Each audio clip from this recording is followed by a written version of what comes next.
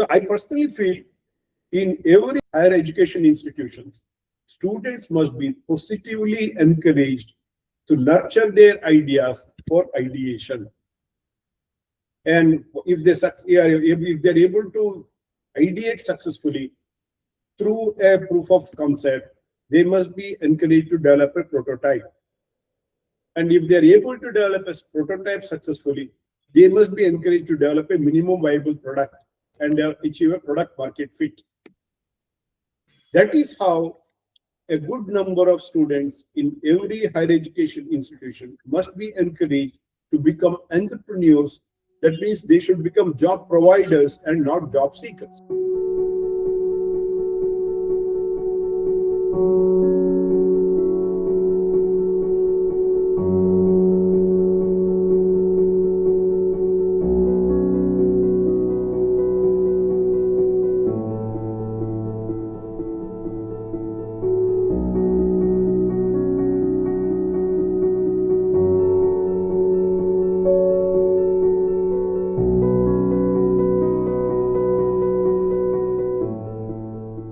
If you walk around IISc campus long enough, you'll eventually bump into a Nobel laureate, a deep tech startup founder, or someone building the next breakthrough in AI or semiconductors. But here is the interesting question. Who actually studies how these innovations turn into businesses?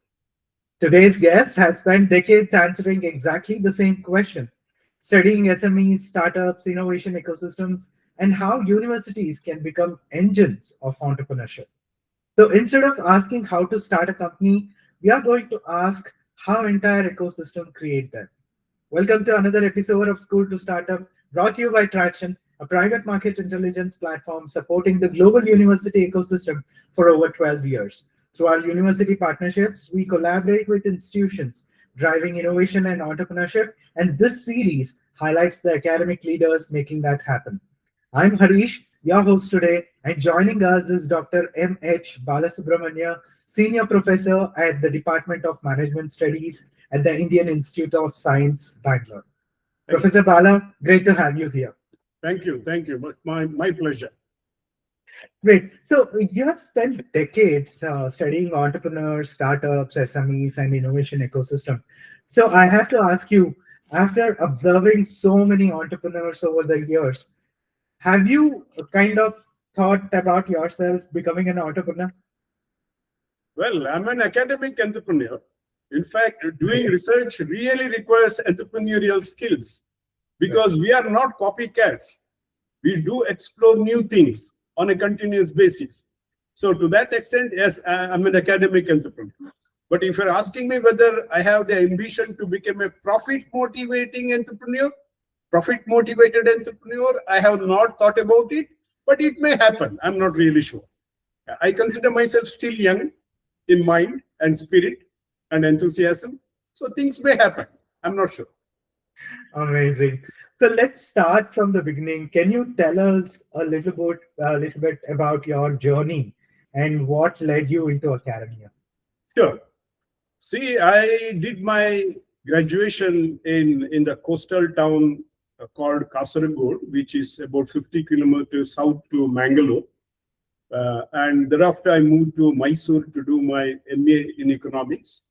I got first rank and a gold medalist in Mysore University. And then I moved to Bangalore. I joined the Institute for Social and Economic Change, Bangalore, for doing PhD. I carried out my dissertation work on economics of rural industries in Karnataka. That is how I got my first exposure to entrepreneurial spirit or entrepreneurship, or let's say rural entrepreneurship or small industry entrepreneurship, or even startup entrepreneurship in India, right? So after carrying out my PhD dissertation in IISc, it's in short form, I moved over to Delhi. I joined the Associated Chambers of Commerce and Industry of India, ASSOCHAM, New Delhi. I joined there as an economist. I worked there for about 6.5 years. Then I joined Indian Institute of Science, Department of Management Studies as an assistant professor in economics. So after joining IIS, while working in ASSOCHAM, actually, I got exposure to policy issues.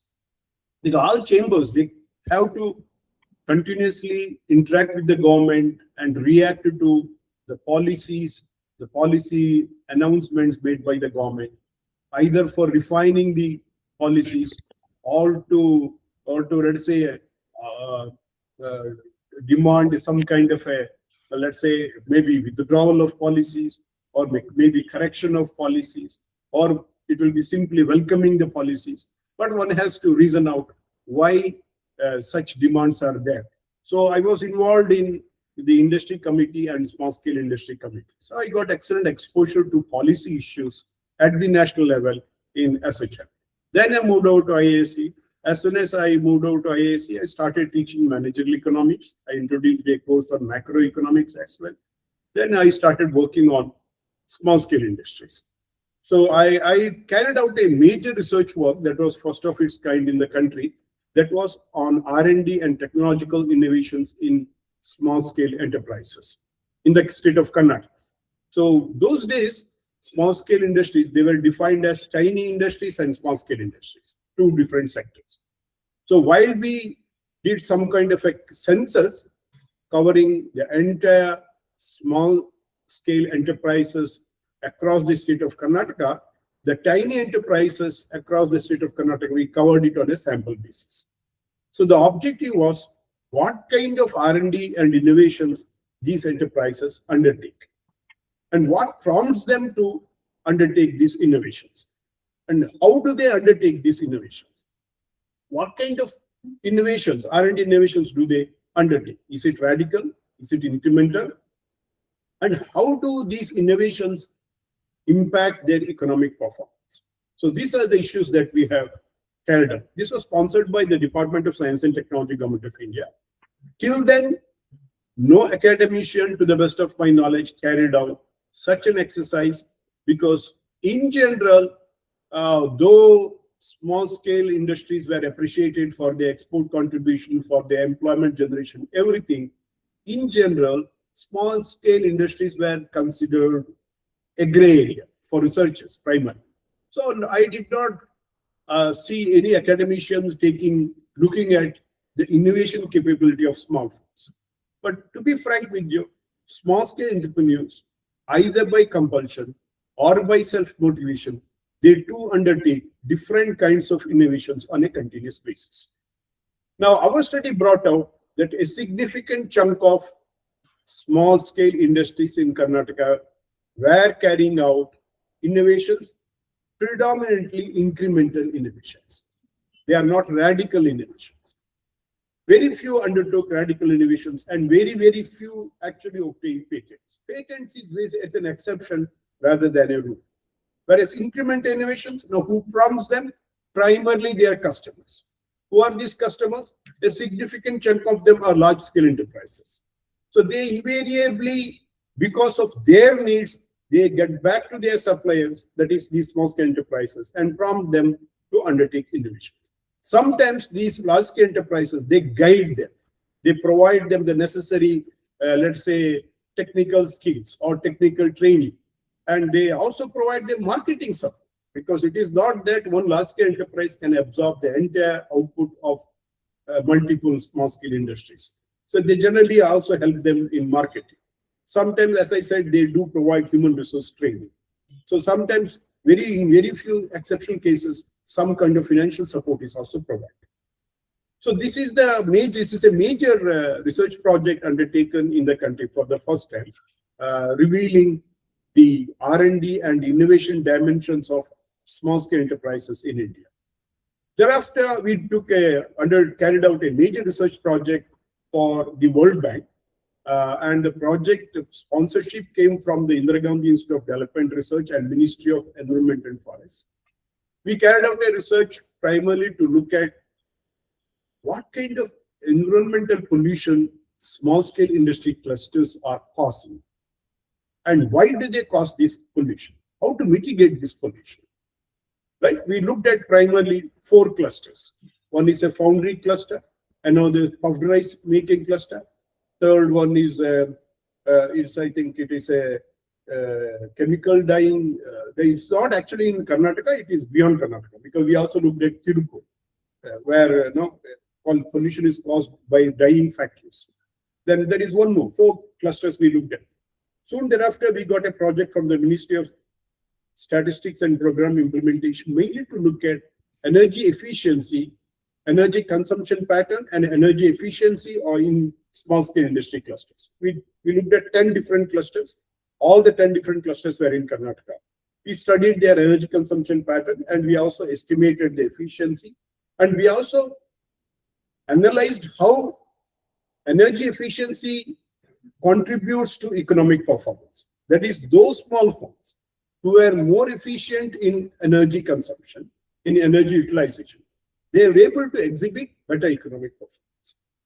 So those issues we did. Then we got another research project from the Department of Science and Technology. This is mainly to explore how does technological innovation enable gradual growth of small and medium enterprises. So by that time, the Micro, Small and Medium Enterprises Development Act had come in 2006. So we undertook this project in 2007-8. We looked at primarily 3 sectors: auto components, fabrication and machine tools, and electronic components. So we looked at 3 sectors, all located in Bangalore. We tried to and we gathered data over a period of 5 years, because innovation will not influence growth in the very first year. It is always, there will always be a lag. So we gathered data for enterprises which are innovative for a period of 5 years. We try to explore and understand how innovation has helped gradual growth of small and medium enterprises. When we say gradual growth, we looked at their investment, we looked at their employment, we looked at their turnover. But primary focus was on turnover. In 2009-10, I got an opportunity to visit the US as a Fulbright scholar. I visited University of California, Davis. I worked with Professor Martin Kenney, who is considered an authority on Silicon Valley. So that is where I got exposure to startups. So my first 15 years of my stay in IISc, I predominantly focused on my research, predominantly focused on small and medium enterprises or small scale industries. Whereas 2010 onwards, as of now, I have been focusing on startups. So in the US, I looked at 365 internet startups, which emerged between 1995 and 2006. And I explored only 2 factors, 2 issues. One, which of them have obtained venture capital support? Why? How? Second one, what factors enable these internet startups to go public as early as possible? So those 2 issues I put. And I also got immense exposure to literature there. So after coming back, I started diverting my research to, rather diversifying my research to include startups as well. So maybe I will explain more as we move on, because you will have more questions. Yeah. Definitely, but this is very interesting. But before we continue, this is for our viewers. If you enjoy conversations around startups, innovation, and entrepreneurship, don't forget to like, comment, and subscribe to the Tracxn channel, and click the bell icon so you never miss out an episode on School to Startup. Yeah. So coming back, your research on data, you told about the data, right, on SMEs. One challenge that often comes up is the lack of reliable data on SMEs in India. So what innovative approaches could improve data collection and insights for SMEs? Yes. Which helps policymakers and businesses make better decisions. Correct. Yeah, this is a very good question, because very good question from the country's point of view, not from my individual point of view. Right.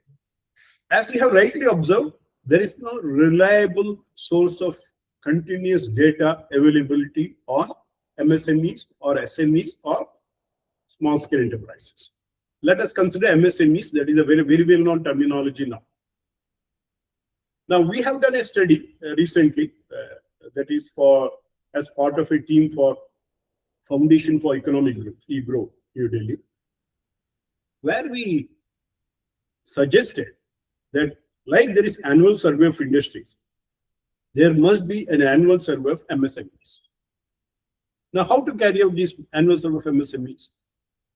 Now, government has a system of registration. And all the newly emerged MSMEs must register at the district industry center or on the portal, whichever, right? That is the source of data as far as number of MSMEs that have been emerging on an annual basis, right? But the problem is, they do not give data anything about their investment or about their turnover or whether they continue to exist in the subsequent year. Nobody knows. And even earlier, if you ask me, we always used to give cumulative data at the aggregate.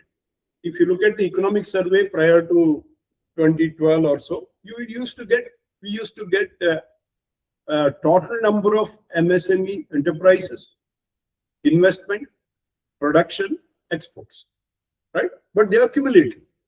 So nobody knew how many of them were really existing at that time. So that is the problem.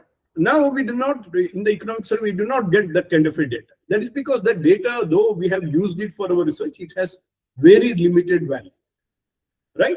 So then how to go about?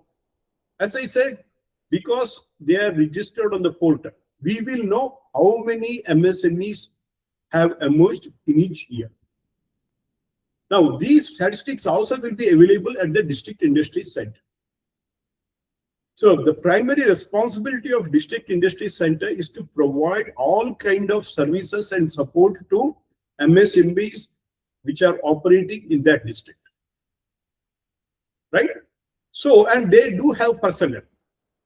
So the best way is, once we know how many MSMEs have emerged in a particular year, point number one, and how many MSMEs are operating in that district in a particular year, it is possible for the district industry center personnel to visit them and gather data.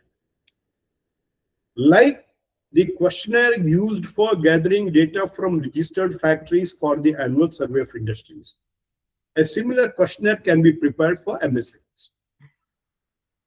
And these days, almost every MSME will also have a website and an email. So they may also send the questionnaire by email to these MSMEs and request them to fill up the data and send it back. Suppose the response rate is not all that encouraging, these DIC personnel must visit them, because each district, excluding some districts, it is relatively easy to gather data by visiting those enterprises which do not respond.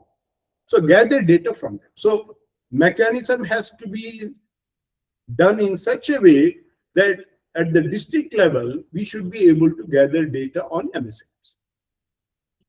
Now, suppose private entities like Tracxn, they are also willing to join hands, it is all the better, all the more better. So Tracxn can join with the district industry center and gather data at the district level and submit up for the state level and for the national level. And this questionnaire should include not just on year of emergence or year of registration, but also about some data about the founders, their qualification, investment that they have made originally and subsequently, production for the, like annual survey of industry, production for the current year and the previous 2 years, exports and for the current year and for the previous 2 years. They can also look at questions on whether they have undertaken any technological innovations, whether they have any formal R&D department. Some MSMEs have formal R&D departments. So are they undertaking innovations? If yes, what kind of innovations do they undertake? What proportion of their turnover they devote for R&D and technological innovations? So like that, the questionnaire, the exhaustive questionnaire can be framed and it can be sent by email to the through the founder or the CEO and gather data. 100% coverage may not be possible. But even if we succeed to the extent of 75 to 80%, that will be a big gain, according to me. Because if we are able to gather data to a significant extent to throw light on the MSME sector, its problems, its performance, everything on an annual basis, policy will be much more effective because we can take corrective measures periodically. Right now, you see one policy comes, after 10 years, nothing happens. Even annual, census of small scale industries, previously it happened in 2006 or so. Thereafter, nothing happened.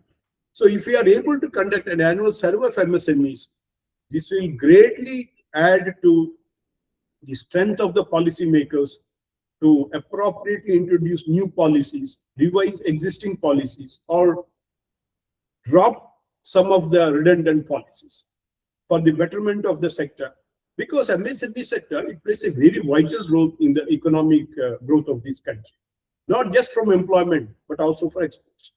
See, though in literature, most of us do read that almost 50% of the exports is contributed by MSMEs. The sad part is those who export in number account for hardly a couple of percentages of the total manufacturing MSMEs. What I mean is, if there are 100 MSMEs operating, 3 to 4 of them only contribute to exports.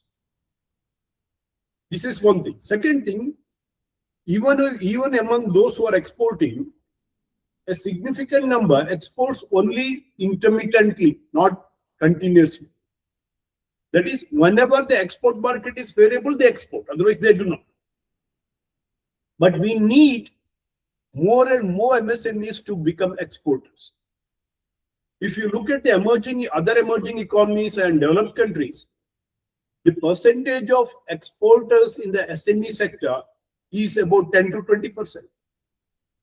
Whereas ours is hardly 3 to 4%, 2 to 3% maybe. I'm talking about manufacturing MSMEs, not the overall MSMEs. So I personally feel manufacturing MSMEs, we must aim at getting a number of 10 to 20%, at least 10% of our manufacturing MSMEs must become exporters, and they must become continuous exporters. Very interesting. Zooming out a bit on MSMEs, your research also explores the interplay between technology, innovation, and entrepreneurship.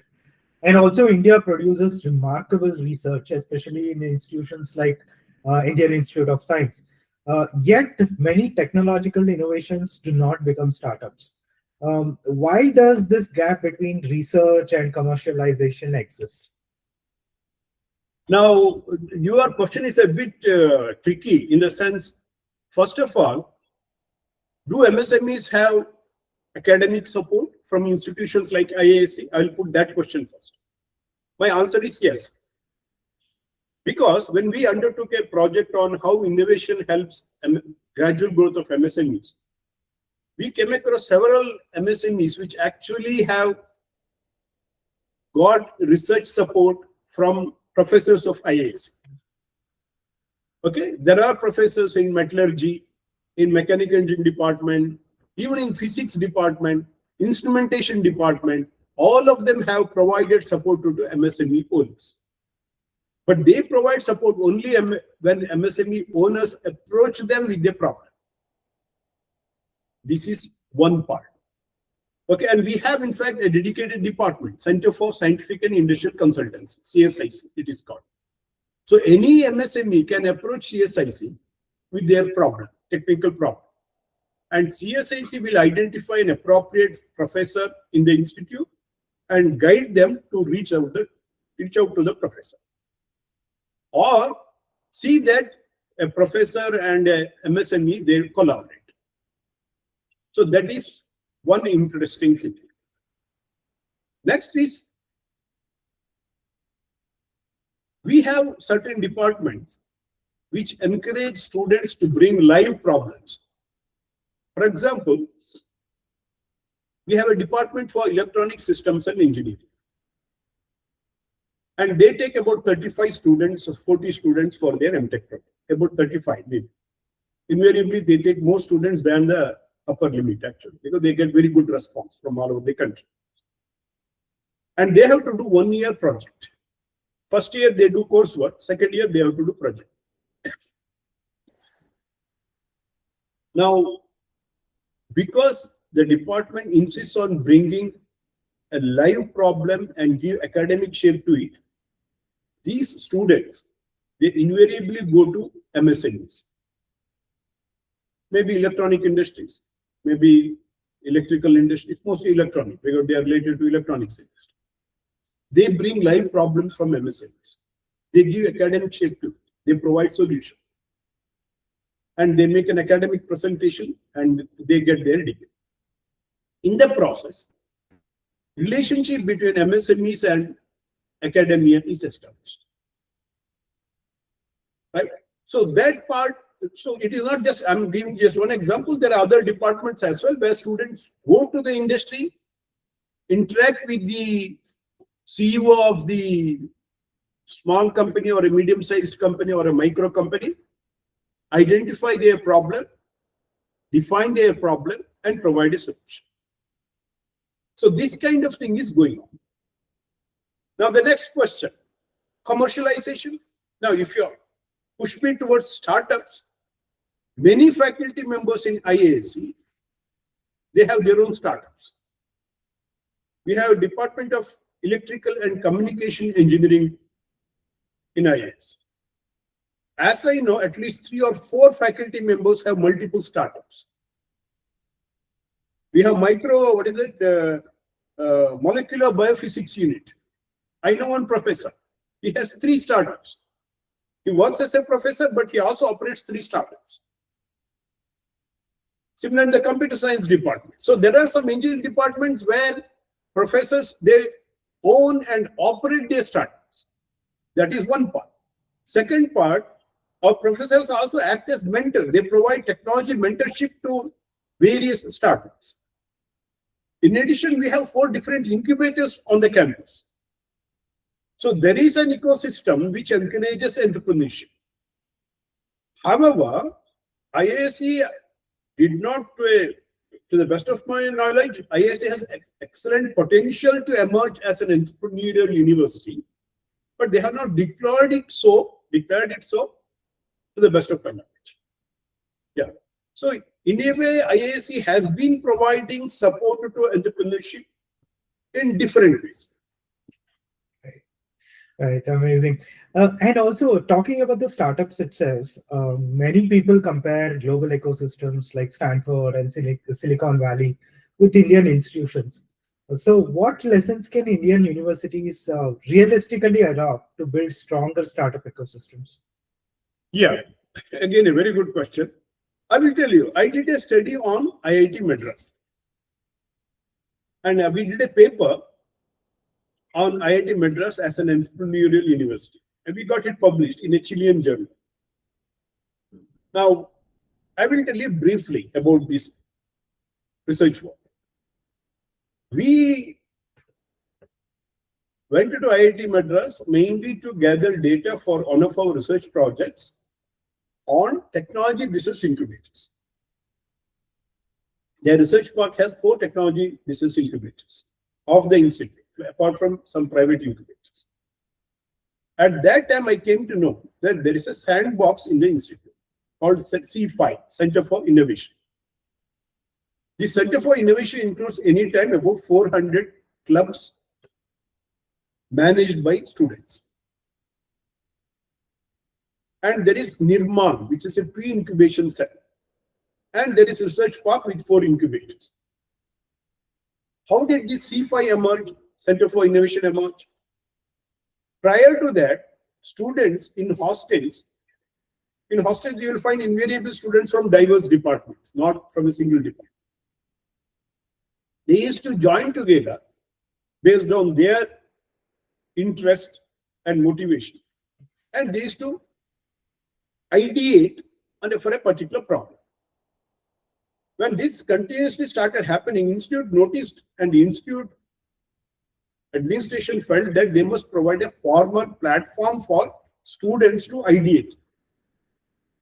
So till then there was a discarded workshop. They renovated it and they said this is Center for Innovation. Students come and do experiments, come and do discussions, everything. And here junior students are mentored by senior students. It's mostly undergraduate students, first and second year students. They used to come together, ideate. As I said, there used to be about 100, 400 clubs. About 10% they used to succeed and they used to graduate into pre-incubation cell called Nirma. So those who successfully ideate and prepare a proof of concept, they used to get credits in lieu of some papers. And institute started allocating part of the fees collected from the students as seed money for ideation and proof of concept development. So once they successfully develop proof of concept, they migrate to Nirman, where they used to focus on prototype development. And there is one more entry to Nirman, that is directly from the faculty labs. Faculty with their students and staff, they also can come to pre-incubation cell for prototype development. Once they do that, then they migrate to one of the 4 incubators in the research park. And in the research park, there is one more entry gate, that is from outsiders. Who are these outsiders? It could be institute alumni, it could be other faculty members from other institutions, it could be industry executives, anybody can get in. Now, Nirman is supervised by a professor from the institute, pre-incubation center. And once they move to the incubation, one of the incubators in the research park, they used to focus on developing a minimum viable product and develop product market fit. That means they are ready for product launching. At that time, they should exit from the incubator. Now, the entry for the incubators in the research park is highly restricted. They have their own way of assessing. And they also, once these founders, they get into the incubators of the research park, they are provided technology mentorship, business mentorship, access to funds, industry support, all are provided. It is this ecosystem which impressed me. So I personally feel in every higher engineering institutions, higher education institutions, students must be positively encouraged to nurture their ideas for ideation. And if they're able to ideate successfully through a proof of concept, they must be encouraged to develop a prototype. And if they're able to develop a prototype successfully, they must be encouraged to develop a minimum viable product and achieve a product market fit. That is how a good number of students in every higher education institution must be encouraged to become entrepreneurs. That means they should become job providers and not job seekers. Very true. And talking about our own city, Bengaluru, what makes Bengaluru one of the most vibrant startup ecosystems in India? Yes, I did a very exhaustive study on this. And I published a paper. This is one of my most cited papers. I published a paper in Journal of Developmental Education. I have identified 3 phases in the evolution of entrepreneurial ecosystem for tech startups in Bangalore. Bangalore was considered a pensioner's paradise in the 70s. That time, not many industries were there. However, after independence, that is after 1947, many public sector undertakings were established in Bangalore as part of our import substitution industrialization strategy, ISI strategy. So if you look at BEL, BHEL, BEML, HMT, which is not there now, of course, ITI, which is not there, NAL, HAL, all these were created mainly to provide the capital goods industry base for the manufacturing industry growth of the country. And once these major public sector undertakings were established, that encouraged small scale industries to emerge as intermediate product suppliers to these large undertakings. And in the 60s, Government of India launched new industrial estate program to encourage the growth of modern small-scale industries. So many industrial estates came up in Bangalore as well to provide encouragement for the growth of modern small-scale industries. Or many of these small-scale industries came up as suppliers of parts and components to large public sector undertakings. In the meantime, that is primarily in the 60s, in the 70s and 80s, many private engineering institutions also emerged. By that, of course, IISc and Visvesvaraya College of Engineering, they had come up much earlier, prior to independence, right? But in the 70s and 80s, many, like RV College of Engineering, BMS College of Engineering, Bangalore Institute of Technology, MS Ramaya Institute of Technology, PES Institute of Technology, all these came. These are even today, they are very prominent engineering institutions, private in the private sector. These engineering institutions started generating S&T personnel required for modern industries. You got the point. And then it came up Indian Institute of Management, Indian Statistical Institute, right? So many of these institutions came. That actually provided a strong base for the modern industrialization characterized by the growth of electronic engineering and electronics industries. That is engineering, electrical and electronics industries. By 1985, Bangalore emerged as the base of modern industrialization. In 85, as we know, Texas Instruments opened its fully owned subsidiary. That marked the beginning of the second phase in the emergence of entrepreneurial ecosystem for tech startups in Bangalore. By that time, Infosys has emerged in Pune, but it shifted its headquarters to Bangalore. Wipro emerged. So many IT industries started emerging as startups. Please note, by that time, the startup word was not used in India, though it was used in the US. So many IT startups emerged after 85.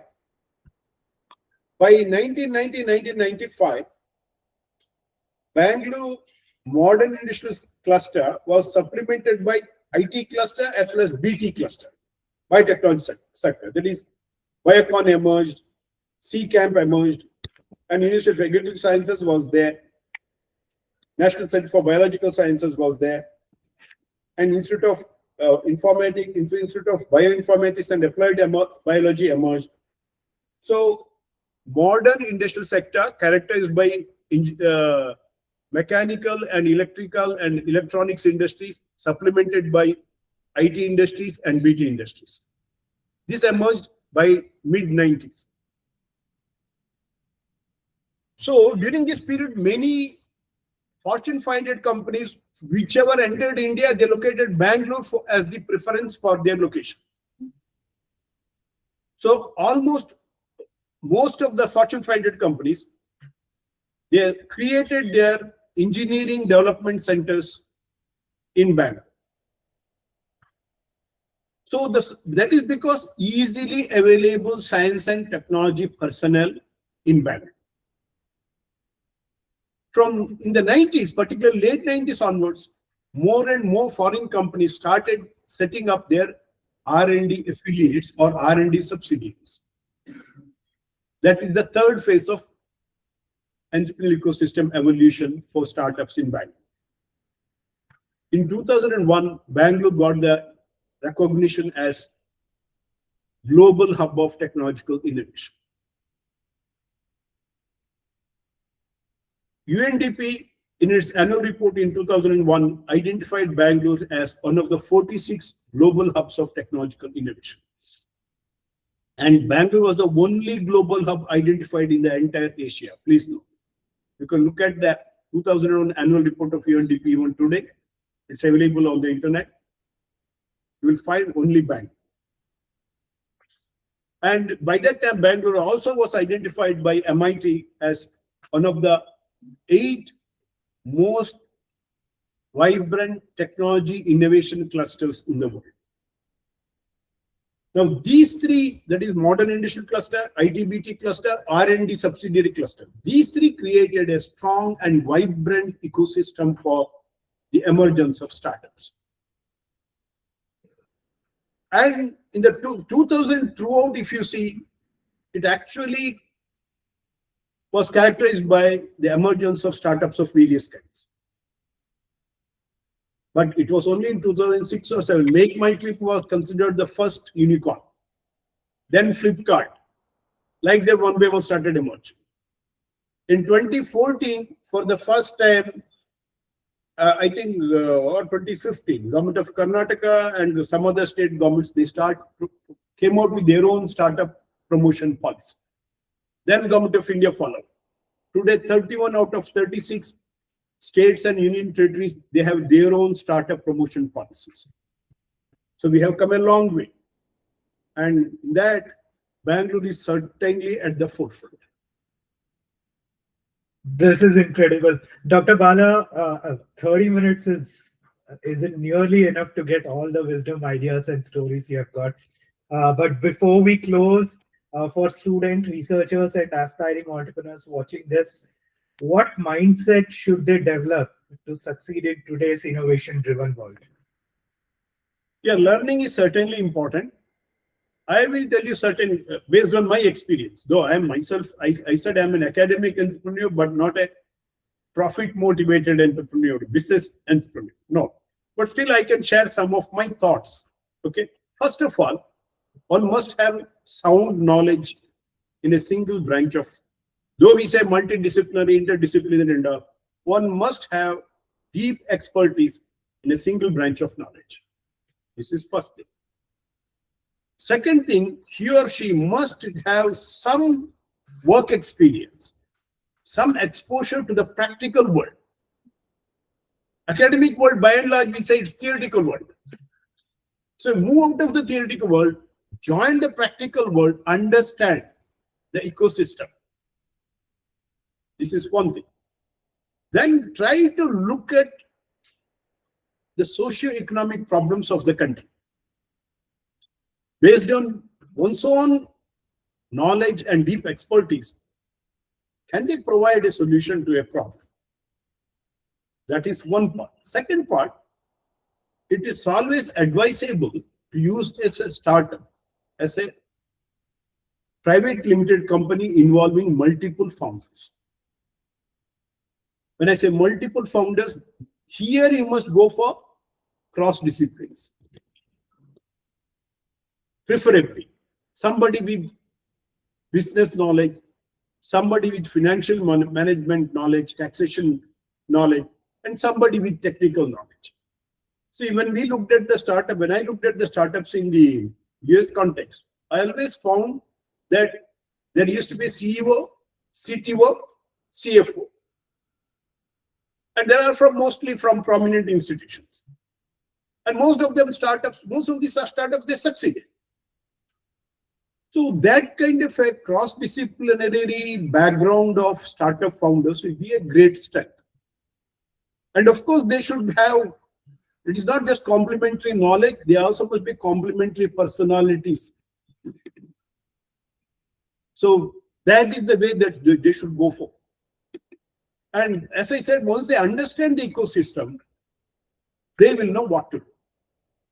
But they must try to have both technology mentors and business mentors. But in some cases where they have some knowledge and confidence with the technical knowledge, they may avoid technology mentorship, but they need not avoid business mentorship.